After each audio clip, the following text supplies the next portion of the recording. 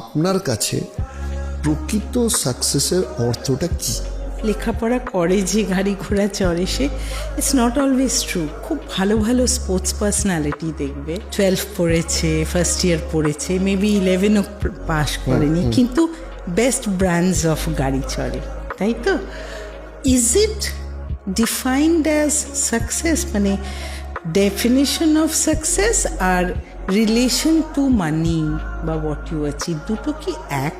আমার মনে হয় না। ডেফিনেটলি তোমার লাইফে ভালো করতে গেলে, এস্টাবলিশড হতে গেলে তোমার মানিটা ইজ আ পার্ট, কিন্তু আলটিমেটলি সাকসেস ইজ স্যাটিসফ্যাকশন।